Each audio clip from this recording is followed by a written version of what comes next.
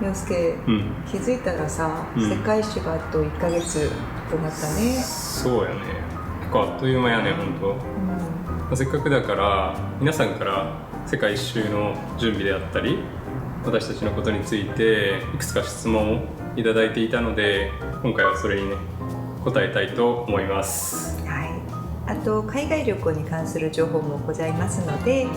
ろしければ最後までご覧ください。年齢は35歳で愛知県の出身です。で、前職はメーカーでシステムエンジニアをしていました。年齢は36歳で韓国ソウル出身です。前職では外資系航空会社でマーケティングをしておりました。英語は一応マレーシアで1年間ですが駐在経験があるので、全然うまくはないんですけれども、ある程度の意思疎通はできると思っています。ただ駐在していたのもね、もう 6,7 年前の話になりますし、最近は英語を喋る機会っていうのがほとんどなくて、勉強自体も怠っていたっていうのもあるので、正直危ないところかもしれません。で、私の場合は直前まで外資系航空会社で働きながら英語を使う環境にはおりました。しかしながらもう自由に英語が喋れる程度ではなくって、韓国語を英語に翻訳して喋る程度です。期間については半年間で最長1年間を考えています。で、予算については以前動画を出しているので、そちらをぜひチェックしていただけると嬉しいです。前提として、私たちは世界一周特典航空券を利用して世界一周します。で、ただちょっとここで残念なお知らせがありまして、前回動画を出した直後にそのスターアライアンスに関してですが、世界一周特典航空券が、今年の6月24日をもって終了してしまうっていうニュースが出てしまいました。で、この世界一周特典航空券っていうのは非常にお得にビジネスクラスであったりファーストクラスに乗ることができるので、いつかは終わってしまうのかなとは思ってたんですけれども、まさか今年で終了してしまうとは思っていませんでした。なので今回のね情報があまり参考になるか分かりませんが、この世界一周特典航空券について以前ご質問いただいていたので、今回は私たちの場合の世界一周航空券の取得に必要だったマイル数と、あとはその他費用についてお伝えいたします。で、まずマイル数ですが、私たちはビジネスクラスで取ったので1人当たりが14万5000マイルでした。なので2人で合わせて29万マイルになります。で、ちなみにルートのその総距離数、総マイル数によって必要になってくるマイル数っていうのは変わってくるので、あくまでも私たちの場合になります。他に燃油サーチャージやその他空港使用税っていうところはマイルで、払うことはできずに、別途現金で支払う必要があるので、そちらの費用が2人で約28万円ほどでした。燃油サーチャージなどの諸費用については搭乗する航空会社によって無料のところもあるので、どの航空会社を選ぶかで費用といったところも大きく変わってくることがあります。世界一周航空券以外にも各都市間の移動については別途飛行機や鉄道、バスを利用する予定でいます。予約についてはできるだけ公式予約サイトを利用しようとしております。私自身旅行会社や航空会社で働いてきた経験上、例えば遅延だったりとか欠航があった場合、公式サイトで予約しないとすぐに対応できないケースもあるんですね。代理店予約の場合は直接その予約した代理店にお問い合わせくださいっていうなどあるので、海外だと言葉も通じないですし、何か問題があった場合に自分が対応できない部分もあるので、こういうリスクを避けてできるだけ公式サイトで予約したいなと思っております。航空券は結構高いんで、極力安く抑えようと、スカイスキャナーなどの比較サイトで一番最安の航空券っていうところを選びたくなると思うんですけれども、その航空券を扱っているオンライン旅行代理店の対応が結構ずさんで、いろいろとちょっと問題になっているっていうことも聞いているので、安心して旅行するために私たちは公式サイトから極力予約しようと思っています。ずっと世界一周は行きたいなって頭の片隅では考えていたんですけれども、本格的に計画をし始めたのは1年くらい前だったと思います。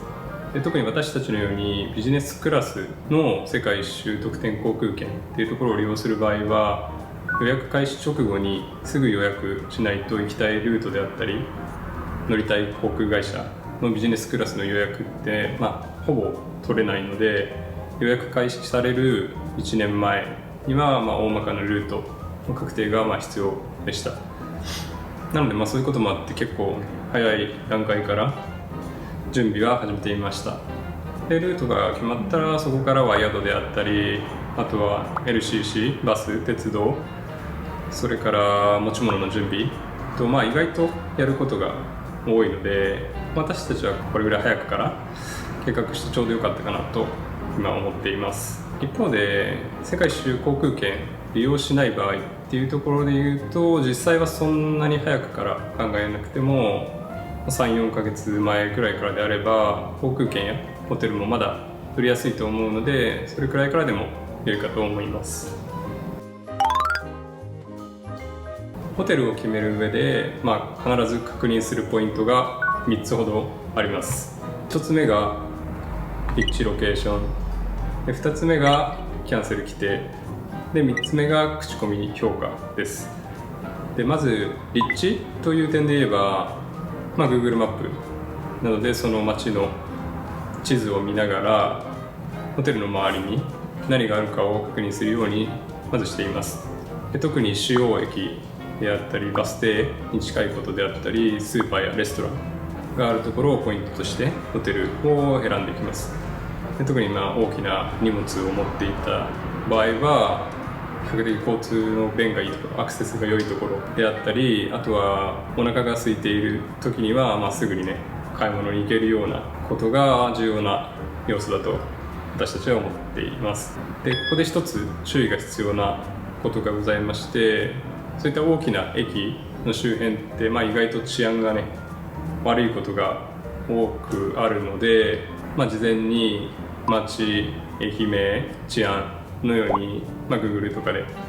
調べてリサーチしておくことをお勧めします。で、2つ目のキャンセル規定ですが、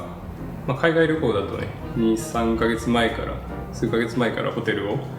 予約する人が多いのかなと思います。で、正直これだけ期間が空いてしまうと予定が変更になったり、予約したホテルよりももっといいようなホテルが見つかったりしてキャンセルしたいって思うことがあるんじゃないかと思ってまして、そこで事前に確認しておかないといけないのが部屋のプランにおけるキャンセル規定で、基本的に一番料金が安いのが返金不可のプランで、他には例えば宿泊の1ヶ月前までキャンセル無料で、他には3日前までキャンセル無料で、最後に前日までキャンセル無料のプランの順に料金がどんどん高くなっていくと思います。で、私たちの場合は、直前の予約や、絶対泊まるっていうことが確定しているホテル以外は、多少料金が高くてもよりリスクの少ないプラン、ここで言うと前日までキャンセル無料のプランなどを選択するようにしています。で、最後が口コミ評価です。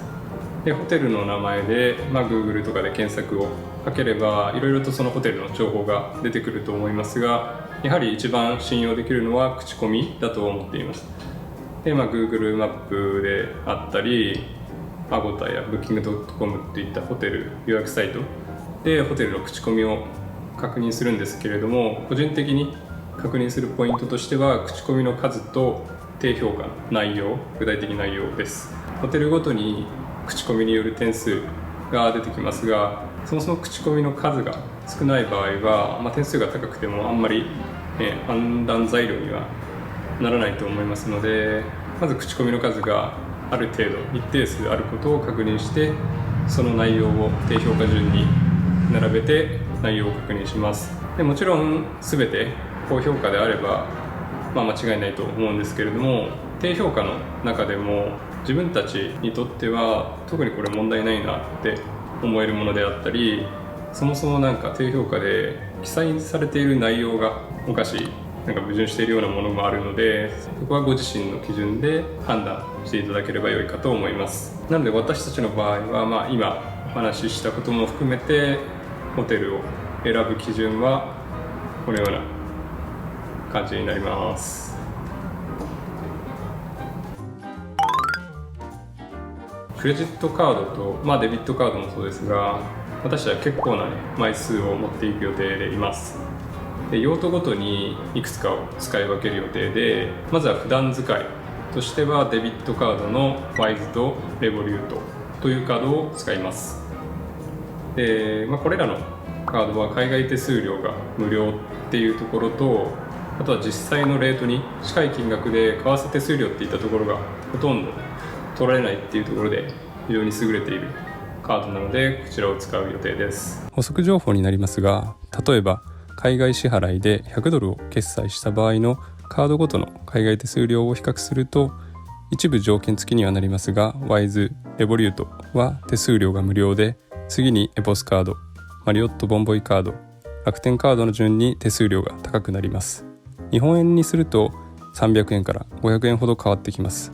特に近年、クレジットカード各社が海外手数料を引き上げているので、海外旅行に行く際は事前に持っていくクレジットカードの手数料を確認しておくことをお勧めします。あといずれもデビットカードでチャージ式なので、入れている金額以上に不正利用される心配がないっていったところもいいポイントだと思います。で、それからキャッシングですが、アコム AC カードを使います。で、自分たちが現金を得る手段は主にキャッシングで考えていまして、その国に到着した際に空港とかにある ATM で現地の現金を入手する予定でいます。で、キャッシングっていうとちょっと怖いように思うかもしれないんですけれども、このアコムのカードは海外 ATM 手数料がまず無料であるっていうところと、即日返済が可能なので、キャッシングによるその利息っていうところもほぼかからないのが、非常にいいポイントで、こちらを利用していく予定です。ホテルの支払いはマリオットボンボイプレミアムカードを使います。私たちはマリオットホテルのファンなので、こちらのカードを利用してマリオットポイントを貯めて、よくポイント宿泊をさせてもらっています。で、ホテル好きの方はよくご存知だと思いますが、本当に必須のカードだと思っています。で、世界一周中には貯めたマリオットポイントを利用して世界各国のホテルを宿泊する予定でございます。動画の中にもホテルの良さをしっかりと紹介したいなと思いますので、ぜひ楽しみにしてください。あとはカードが紛失したり盗難にあった場合に備えて、予備でエポスカードと楽天カードを持っていく予定です。なので2人合わせるとクレジットカードとデビットカード枚数としては10枚程度は持っていくことになると思います。で、あとこれはクレジットカードではないんですけれども、世界中の空港ラウンジを利用できるプライオリティパスというものを持っていきます。各都市を移動する際に空港を頻繁に利用することになるので、このラウンジが使えるプライオリティパスはとても助かりますよね。海外旅行保険については、クレジットカード付帯の海外旅行保険と、あとはオンライン保険を併用する予定でいます。で、クレジットカード付帯の海外旅行保険については、まず自動付帯と利用付帯っていうものがありまして、自動付帯はただ持っているだけで保険が適用されるもので、非常にありがたいんですけれども、残念ながら、私たちは持っていないので、利用付帯のクレジットカードを複数枚持っていきます。で、利用付帯については航空券やツアー代をそのカードで支払うと保険が適用できるっていうもので、この保険の適用条件、どういう支払いに利用すれば保険が利用できるのかっていうところはクレジットカードごとに結構細かく決まっていて、例えばタクシーの支払いでも対象になるものもあれば、タクシーは NG なども違いがあるので、各自そこの内容はご確認いただければと思います。で、私たちの場合になるんですけれども、具体的にはマリオットボンボイプレミアムカード、静岡セゾンプラチナカード、エポスカードの3枚で、カードによって保証期間っていったところも異なりまして、マリオットと静岡セゾンプラチナカードについては出国後90日間までが保険対象期間で、エポスカードは出国後利用日から90日間が対象期間となります。なのでまずはマリオットボンボイプレミアムカードと静岡セゾンプラチナカードの海外旅行保険を利用して90日が経過したタイミングでエポスカードを現地で利用することで90日間プラス90日間の最大180日間をクレジットカードの保険を利用する予定です。ちなみに怪我や病気の治療費用の保証金額についてはクレジットカードごとに合算が可能で、アメリカなどの医療費がものすごい高い国に行かれる場合は複数枚のクレジットカードを持っていくのもいいかと思います。